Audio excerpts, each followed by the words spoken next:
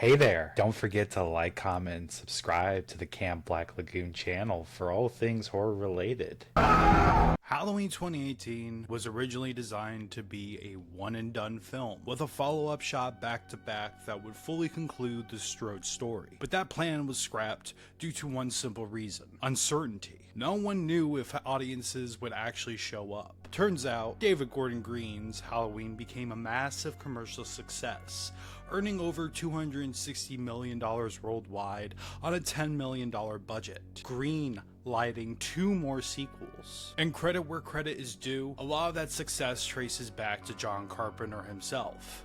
Because when Green originally planned to rewrite the ending of the 1978 film by killing off Dr. Loomis, Carpenter stepped in and shut that shit down. And thank God he did. That decision would have completely undermined Donald Pleasance's legacy and one of the most important characters in horror history, and not to mention one of the most iconic endings of all time. Unfortunately, we live in an era where legacy characters are often treated as disposable. I'm looking at you, straight to Netflix, Texas Chainsaw, where Halloween 2018 is a story about generational trauma and the possibility of overcoming it. Halloween Kills asks a very different question. What happens when evil looms over a town for far too long, and the people decide that evil dies tonight?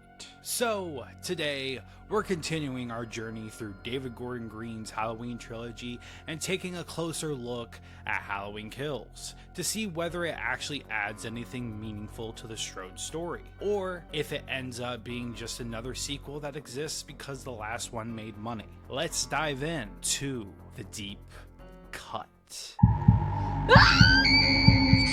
Our movie opens with Cameron trying to get a hold of Oscar. Hey there, sassy lovers. This is Oscar. Damn. I'm unable to take your call right now. Who, until proven otherwise, is just hanging out. Cameron looks across the street and spots Deputy Hawkins' body lying motionless in the middle of the road. Naturally panicking, he rushes over to help, only to be rewarded with a very much alive Hawkins jump scare. Hawkins, barely clinging to life, immediately announces that he needs to die. He needs to die, and I'm the one that's gonna get him. Sure, buddy. In the condition you're in, I'm confident you're just one good stretch away from hopping back on your feet and hunting Michael down, fit as a fiddle. From there, the movie jumps back to Halloween night, 1978, directly after the events of the original film. And let me just say that this is probably the best intro in the entirety of David Gordon Green's Halloween trilogy. The vibes, the cinematography, the actual lighting, they got everything right. It feels like this footage was taken directly out of John Carpenter's Halloween. It's fantastic. One of the best moments in this movie. I absolutely love it. Oh my god. A much younger Hawkins, played by Thomas Mann, is in pursuit of Michael Myers, here portrayed by Aaron Armstrong. Hawkins fires his weapon and misses every single shot as Michael conveniently vanishes into the night. Nice to know your aim has never improved, Hawkins. Ever considered changing career paths? Moments later, Hawkins receives a very fashionably late backup on the shoulder moment. Hawkins! You alright? Seriously, what the hell is wrong with the Haddonfield Police Department? Where have you guys been? I called for backup 10 minutes ago. You guys are always showing up late when it actually matters. Deputy Pete McCabe, played by Jim Cummings, takes charge and devises a plan. Okay, Sullivan, you and Tobias search Chestnut south to the bypass. While he recounts being forced to spend time with Michael Myers. My mom used to make me go over to his house to play. We then transition over to Lonnie Elam, played by Tristan Eggerling, who, ironically, is now the one being bullied by a brand new group of kids. What you get when you fuck with the Mulaney's. A police officer pulls up and warns the kids to head home. What did he do? He murdered 3 teenagers down the street. Lonnie immediately takes off running, only to trip and eat pavement. I guess that's karma finally cashing in for Tommy Doyle. As Lonnie scrambles, he looks up to see Michael Myers. Terrified, Lonnie curls up into a petrified ball of fear. And let's be honest, probably a little bit of piss as well. Right before Michael can do anything, Lonnie gets a sudden cop on the shoulder moment. Kid, okay? Hey, whoa. He looks around and, surprise, the shape is gone. Where is he? You didn't see him? The officer asks Lonnie who he's talking about. The boogeyman. Alright, relax. Last time I checked, we weren't watching Deadpool. Let's cool it with the meta commentary, Lonnie, before I call the Mulaney's back over. Peter looks across the street and sees the Myers house. That's it. That's the Myers house. Expertly recreated by hand, right down to the smallest detail. And honestly, I love this. You could tell real time and care went into getting the look just right for the fans of the original film. Hawkins and Peter enter the house, and Peter quickly discovers Michael's favorite Halloween treat.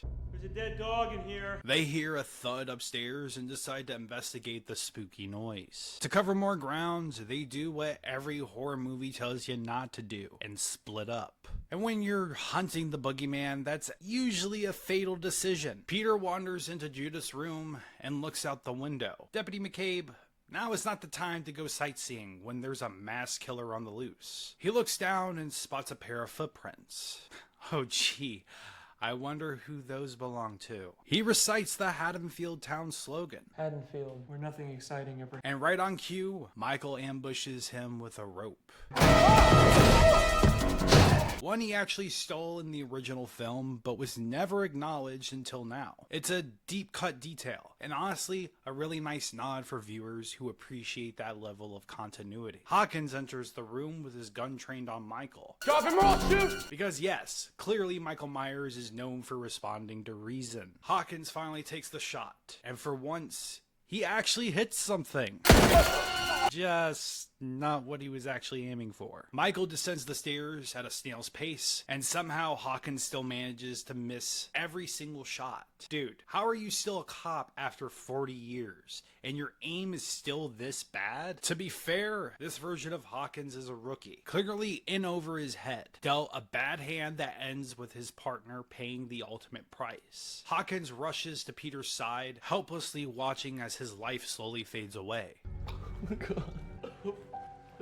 And honestly, this moment works. It's intense, tragic, and genuinely well done. As Hawkins makes his way back towards the stairs, we're suddenly greeted by a fully resurrected Donald Pleasance as Dr. Loomis. Did Michael kill again? I wish. Sadly, David Gordon Green does not have access to the Necronomicon, but we do get a damn solid alternative. Tom Jones Jr. in full makeup with Colin Mahan once again providing Loomis's voice through dubbing. And here's the thing, I was genuinely blown away by how convincing it looks. No CGI was used to recreate Pleasance's likeness. This is all practical work, courtesy of Christopher Nelson, who handled effects across the trilogy and designed every version of Michael Myers' mask in these films. That kind of craftsmanship deserves real credit. Surrounded by police, Michael is finally apprehended and locked away until his eventual escape 40 years later. An escape whose aftermath we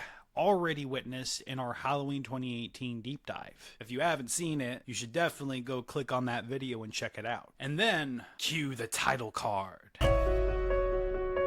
Halloween Kills. Multiple jack-o'-lanterns fill the screen, some bleeding from the eyes, others set ablaze. A clear visual callback to the ending of Halloween 2. We're now back on Halloween night 2018, as we step inside Mick's bar, where we're introduced to our next set of possible victims, Vanessa and Marcus, dressed as a nurse and a doctor. They're played by Carmilla McNeil and Michael Smallwood, respectively. And fun fact, these characters were actually present in Halloween 2018, while Michael was actively murdering their neighbors. They've just come from Dr. Mathis's Halloween party. I thought it was gonna be like a holiday pizza party with a bunch of coworkers, not an orgy. What Marcus assumed would be a harmless pizza get-together, only to discover it was actually an orgy. Honest mistake. Vanessa, understandably appalled, tells Marcus he needs to stand up for himself. You would have punched Dr. Mathis in the face. Yeah, because violence always seems to be the answer, right? But he's your boss, and you can honestly take it to HR. If you're answering with violence, it's only going to get worse on your end.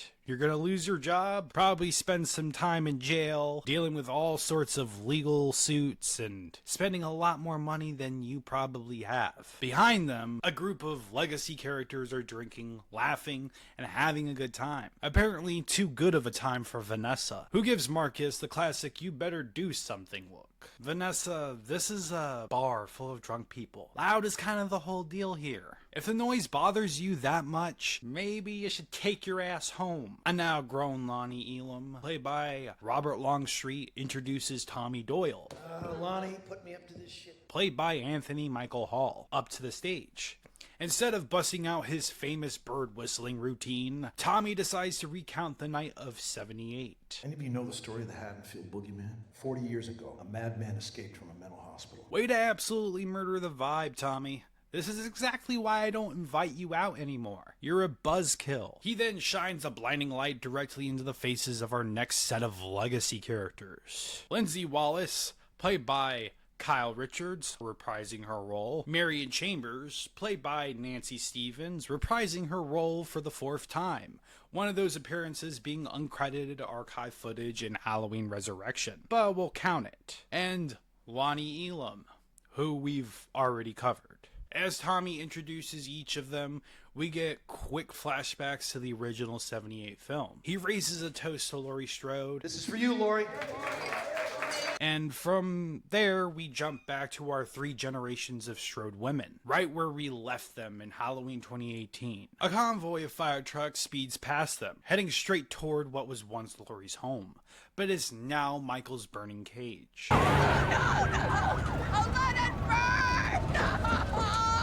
I guess someone didn't factor the Haddonfield Fire Department into the burn the house down plan. The firefighters enter the inferno spraying water through the house. And fun fact, they actually hired a real local fire department for this scene.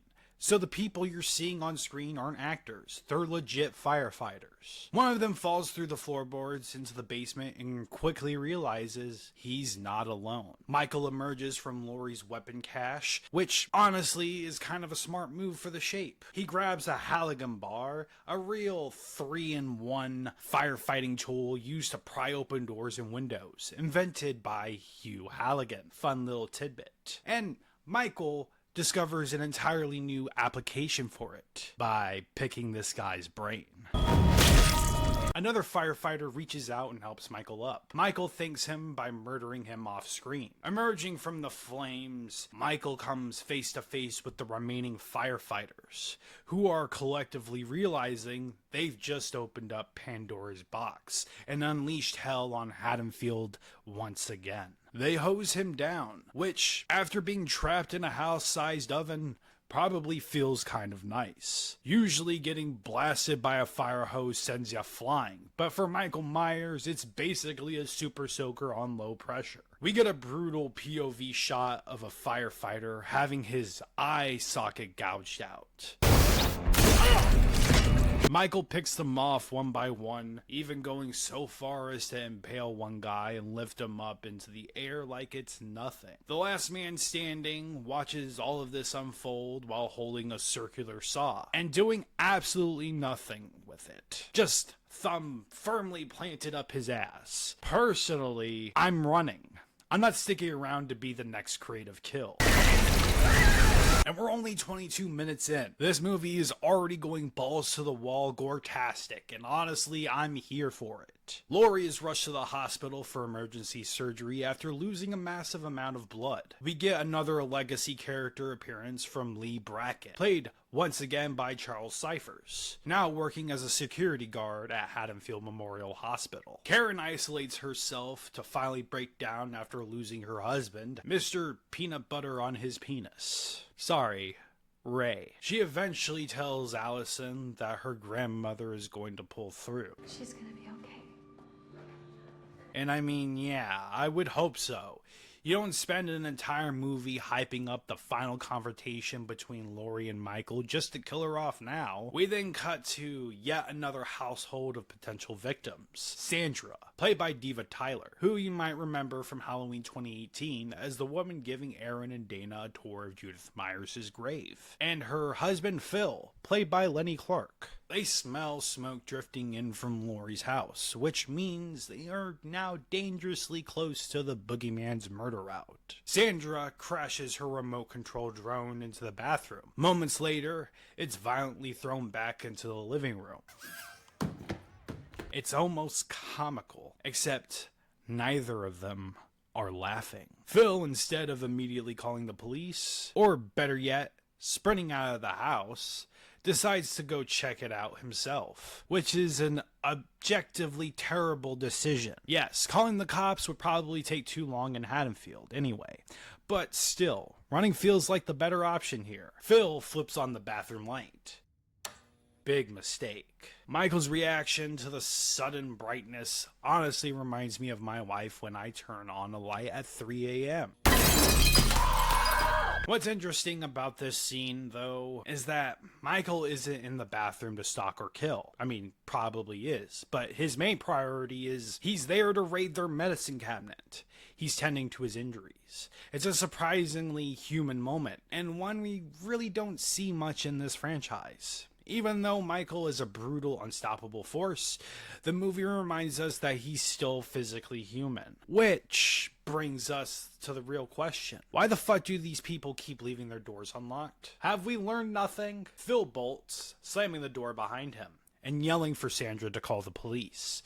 But Michael crashes through a giant glass wall, an absolutely awful interior design choice if you live in a horror movie, by the way. Michael then plays a delightful round of, if you're happy and you know it, clap your hands, before using a shard of glass to puncture his throat and yank him straight through the wall. Sandra tries to escape, and suddenly forgets how a door lock works. Sandra, you were this close. What are we doing here? Michael grabs a tube light, smashes it across the counter, and plunges it into Sandra's neck. When he yanks it back out, she spins in place before collapsing. It's horrific, and weirdly cartoonish at the same time. Michael then returns to Phil, who is somehow still alive despite losing what appears to be an entire gallon of blood. He drags him into the kitchen, lays him on the counter, and turns him into a human pincushion while Sandra bleeds out helplessly on the floor. I guess this is what it would look like if Michael Myers had his own cooking show. Welcome to Cooking with Myers. This entire sequence is intense, brutal, and incredibly frustrating. Mostly because Sandra spends her final moments fumbling around like an idiot instead of leaving. Lonnie gets an urgent call from his son Cameron and immediately rushes out of the bar to go pick him up. Meanwhile, back at the Strode residence, Sheriff Barker and a crew of police officers arrive to discover what's left of the fire department. Barker is understandably not thrilled. Motherfucker! Looks like someone should have canceled Halloween. Cut back to Mick's bar, where a news report begins detailing Michael Myers' early killing spree from the previous film, successfully putting everyone on edge. When Vanessa and Marcus realize their neighborhood has officially become an active crime scene, That's our street. That reporter's right outside Mr. Stewbottom's house. they decide it's time to leave. Unfortunately, Marcus forgets his stethoscope Shit, I forgot my stethoscope. and heads back inside, leaving Vanessa alone. She gets into the car and is immediately greeted by an ominous figure sitting in the back seat. She bails fast, spreading back to Marcus and urging him to go check it out. Michael Myers is in the backseat. Go look. Go look! Hell no! Absolutely not. If I knew Michael Myers was in my car, he can keep the damn thing. You're out of your fucking mind if you think I'm going full Scooby-Doo investigation just to get my skull caved in. Vanessa heads back into the bar and does what she does best. Stirs the shit pot. Tommy Doyle grabs a baseball bat from behind the bar and heads outside, quickly followed by a growing mob. Marion Chambers declares the phrase that will haunt this movie forever. Evil dies tonight. And whatever you do, do not turn this into a drinking game. Tommy makes his way towards Marcus's car, just as the engine roars to life. opera music blasting from the radio. Instead of opening the door like a rational human being, Tommy starts bashing the car with his bat. And if I'm Marcus, I'm pissed. The car suddenly peels off, racing into oncoming traffic, before crashing down the block. The mob rushes towards the wreck, only to find the driver's seat completely empty. That's when the movie pulls the rug out from under everyone. It wasn't Michael Myers at all. The man behind the wheel is Lance Tivoli, played by Ross Bacon, an escaped patient from Smith's Grove Sanitarium, who was also briefly seen in Halloween 2018. We cut to the Myers house, now owned by Big John, played by Scott MacArthur, and Little John, played by Michael McDonald. Big John is enjoying some of the devil's lettuce while listening to Stop, Look, and Listen, It's Halloween by Pete Antel. Goblins will get you if you don't watch out. While Little John is busy assembling a genuinely delicious looking charcuterie board. Honestly, sounds like a perfect night. Too bad it's about to get completely ruined. Someone rings the doorbell, and Little John goes to check it out. Turns out it's a couple of young pranksters who promptly steal all their candy. Naturally, Big John and Little John decide the best course of action is psychological warfare, devising a plan to scare the little bastards straight. Get out of my yard, you little pervert!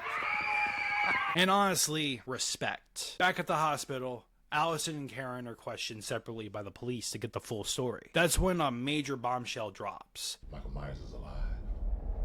What? Cameron shows up with his father, I just want to help in any way I can, okay? joining Tommy as they begin gathering a mob to hunt down the Shape. Cameron wants Allison to join them. Yeah, this is totally going to go better than the vigilante mob in Halloween 4. Fingers crossed, Ted Hollister doesn't exist in this universe. Karen insists that Allison wait in her grandmother's hospital room because she believes Michael is coming for Laurie. He is on his way here. I keep telling them that. He is stalking her. Allison already knows Michael doesn't give a single shit about Laurie, and that it was Sartain's obsession all along. It was his obsession, not Michael's. So the fact that she doesn't speak up here irritates the fuck out of me. Allison refuses, but Karen isn't taking no for an answer. Sit in that room and wait with your grandmother. Now! She starts arguing with the hospital staff. Do you have security guards? It seems like you should have security guards. You know, classic Karen behavior. Because for 2 movies straight now, that's basically her entire personality, being an absolute nuisance to society. Somehow, Allison has managed to keep the same knife she was holding at the end of the first movie and leaves it behind for her grandmother. In case of what exactly? The staff forgetting her Activia yogurt? We've already established Michael isn't coming here. We cut to the hospital parking lot where Lonnie and Tommy gear up for the hunt. Lindsay, Marion, Vanessa, Marcus, and Allison decide to tag along. Tommy roams around the town, gathering as many able-bodied people as possible to hunt this thing down. Now listen, boys, there's strength in numbers. This man is a threat, and we need to stop him tonight. Because obviously, the bigger the mob, the better the plan. Meanwhile, Lindsay and the group drive past a playground and spot a bunch of kids playing. Lindsay gets out to warn them about the danger, while Vanessa emasculates Marcus for not knowing how to use a gun. Never fired a gun before. All right, so I don't even know why they gave you a gun. Gimme. I shot this shit before. A real keeper you've got there, Marcus. The kids mention there's a strange man in a mask stalking them.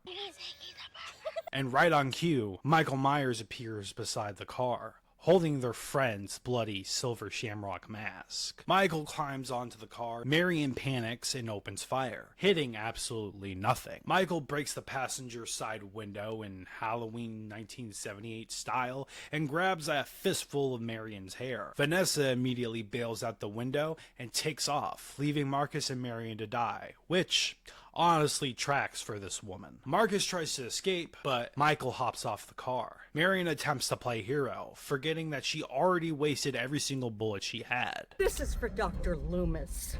Oh, now you fucked up. Michael butchers Marion, and Marcus, after watching all this, finally decides to help by pulling out his stethoscope. Yeah, I would have just ran. You're basically tickling him at this point. After Marcus receives the good old-fashioned eye poke, I think you hit brain. Vanessa finally circles back and starts firing while slowly approaching the car. Michael kicks the door and Vanessa shoots herself in the head. You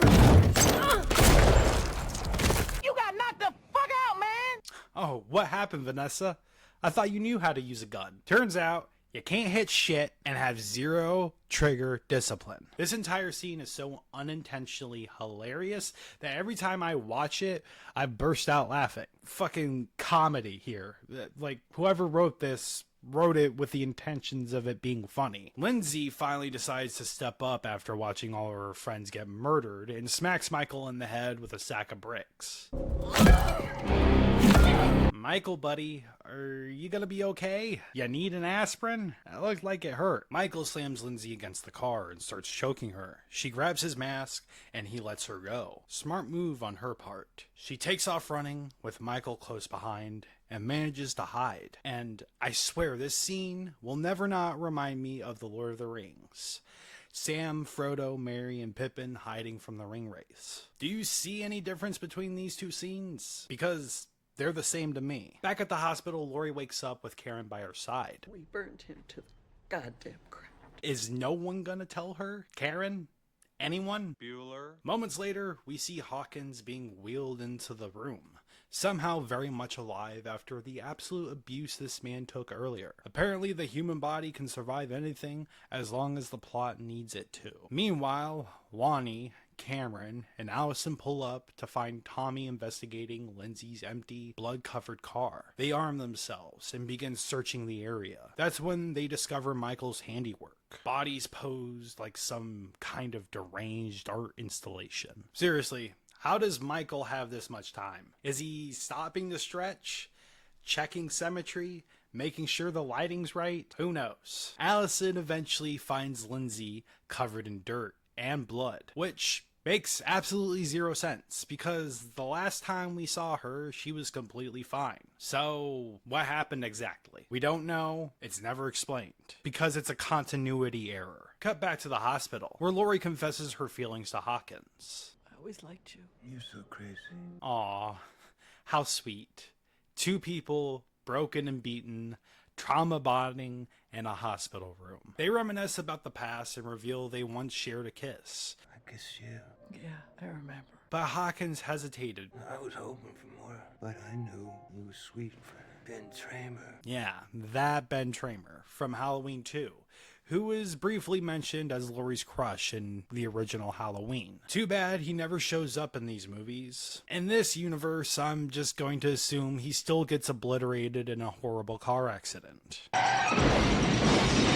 Tradition is tradition. Laurie then drops the good news. We killed Michael. Well, it's about time. Ow! And once again, is no one going to tell her what the hell is actually happening? Seriously, anybody? Bueller. Tommy drops Lindsay off at the hospital and immediately heads inside to rile up the crowd gathering in the lobby. This ends when Michael is dead! He starts preaching unity, vengeance, and the idea that if they band together, they can finally put an end to Michael Myers' tyranny. And that's when it happens. Evil dies tonight! Evil dies tonight! A line so catchy it spreads through the hospital like a damn plague. Seriously, someone says it once and suddenly it's the chorus to Haddonfield's worst group chant. Tommy then barges into Laurie's room while Karen tries and completely fails to stop him. Lori, he killed Marion and he attacked Lindsay too. What? Karen! We didn't know for sure. Finally, someone told this woman the truth. Tommy promises Laurie that he'll protect her, just like she protected him 40 years ago. It's a nice sentiment. And also wildly misplaced confidence. Tommy leaves and Karen immediately switches gears, trying to convince Laurie that the police will handle everything. There are authorities who are trained. There's a system. Laurie's response: Well, the system failed. she then proceeds to stab herself with a syringe full of pain medication, like she's gearing up for a final boss fight. Jesus Christ. I hate this movie trope so fucking much. Every time a character jams a needle into themselves or rips out an IV like it's no big deal, I physically cringe every time. This is not normal behavior. Stop it, people. Stop doing this. Laurie becomes fully convinced that the only way to end this nightmare, to truly kill Michael, is that she has to die too. Maybe the only way he can die is if I die too. In some kind of poetic one-on-one fight to the death. Can we please get Allison back here so she can debunk this entire Michael is obsessed with Lori subplot already? Because this is honestly driving me insane. The lack of information being shared between these characters is honestly one of the most frustrating aspects of this movie. If everyone just took 5 seconds to explain what they actually know, Karen, I promise we'd all be better off. Look, I get it. This is the point of the movie where mass hysteria has finally taken over Haddonfield. Fear is contagious. Logic is gone, and everyone's acting on emotion. But please, for the love of God, let this Michael obsessed with Lori plot point die already. Big John gives us a brief educational lesson on bees when the couple receives an anonymous knock at their back door. Little John gets up to deal with the little buggers, but when he opens the door, there's no one there. A moment later, another knock. This time, at their front door. Big John heads outside to scare the kids off and once again finds absolutely no one. At this point, maybe, I don't know, call someone? Little John goes to check the back door and surprise, it's unlocked. Look, lock your goddamn doors. I don't know how many times I have to tell these fucking people, lock your fucking doors. Realizing someone is inside their house. Someone's in our house, and it's not a child. They decide to not call the police. And yes, I know we've already established that the Haddonfield Police Department is about as useful as a screen door on a submarine, but still, instead they choose to handle it themselves. I got this knife. Because horror movie logic demands it. Back at the hospital, the hysteria reaches a boiling point, and we're about to enter one of the most idiotic sequences in the entire film. Lance Tivoli enters the hospital looking for help. Some people recognize him as one of the escaped mental patients. And Tommy, operating purely on vibes, immediately assumes he's Michael Myers. It's Michael. Michael! This sparks a full-blown riot in the hospital, complete with everyone chanting "Evil dies tonight" like it's a goddamn football rally. Back at the Myers house, Big John and Little John search the place when Michael gets the drop on Big John, giving him a little poke in the armpit before brutally gouging his eyes out. It's absolutely grisly, and I love it. Little John runs to Big John's aid, finding him lying in a pool of blood, while Michael calmly stares out Judith's window, like he's admiring the view. Little John just stands there. Michael, you've come home. And then he dies off screen. Fun fact, this is the second time this actor has been killed by 2 different Michael Myers, in nearly the exact same fashion. Tivoli runs through the hospital with the mob right on his heels. Lori realizes almost immediately that it's not Michael. It's not him! It's not him! And desperately tries to calm everyone down, It's not him! only to reopen her stitches in the process. Mom! Mom! Then we get Oscar's mom, who peers through a window and finds her son dead on a table. Which, okay, why does the hospital morgue apparently have a giant uncovered window for grieving parents to casually wander past? Who designed this place? The police attempt to stop Tommy from killing the wrong man, but at this point, he's beyond reason. Lori, once again, out of bed when she absolutely should not be, tells Hawkins that she blames herself for all of this. I'm the one that brought it all onto Haddonfield. No, Lori. This is not on you. This is on Tommy whipping a town into a bloodthirsty frenzy like he's running for mayor of Stupidville. Hawkins confesses that he stopped Loomis from shooting Michael back in '78 and places the blame squarely on himself. Everyone in this hospital is drowning in guilt while the actual problem is still very much walking around with a knife. Karen manages to find Tivoli before the mob reaches him and comes up with a plan that is shockingly both terrible and doomed to fail. She locks him alone in a hallway, hoping people will somehow realize he isn't violent. Karen, maybe stay with him so they can see he's not a threat. The crowd loses its collective mind and starts breaking down the doors. Tivoli, terrified and completely hopeless, smashes a window and jumps to his death. And here's the thing. Let's talk about the people of Haddonfield for a second. These are the same folks who can't lock their doors, can't recognize their town's most infamous serial killer, and somehow can't tell the difference between a 6-foot masked murder machine and a terrified soft-spoken man in hospital pajamas. Mass hysteria or not, you're telling me no one thought, hey, this guy doesn't really look like Michael Myers. Tivoli's death is shockingly tragic and unbelievably frustrating to watch. Congratulations, Tommy. You didn't stop evil.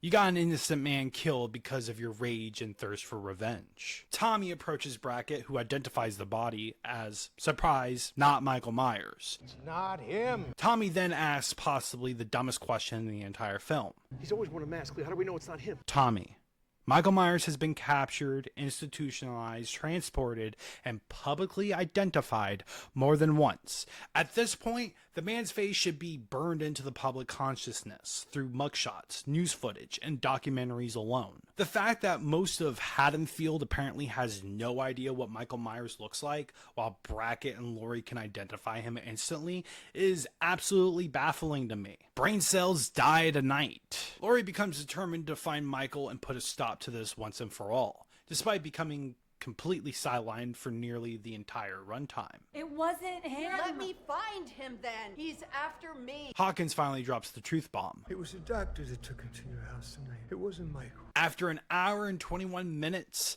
this painfully forced subplot is finally put out of its misery. Hawkins then offers a theory about why Michael stares out the window. Maybe he wasn't looking out. Maybe he was looking in. Which leads us into Lonnie studying a map and connecting the dots of Michael's murder path, realizing it leads straight back into the Myers house. They pull onto Lampkin Lane, and Allison, shockingly, being the smartest person in the room, suggests they stick together when entering the big spooky murder house. Okay, so the key is we stick together. Lonnie responds by immediately deciding to go in alone. Now I'm going in alone. What? Why? I'm blaming the alcohol here, because there's no sober explanation for this level of stupidity. I will see you at the finish line, buddy. Congratulations, Lonnie.